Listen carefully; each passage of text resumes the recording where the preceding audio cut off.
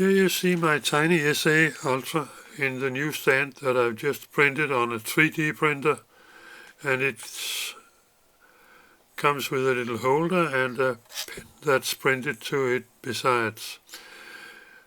Another thing just to mention is that it's open in the bottom, so you can come to the memory card and you can load it as you see at the moment, and you can also get the sound out.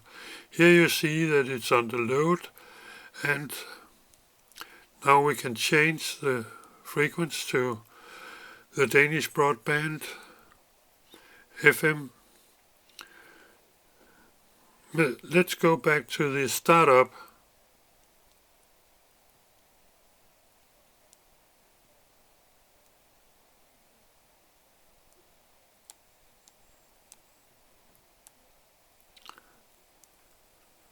And then a span at 200 kilohertz to see the frequency even better. It's a very nice instrument, and it's a very lovely stand to have for it. It's easy to read out and it's easy to have. Hope you like it. Have a nice day.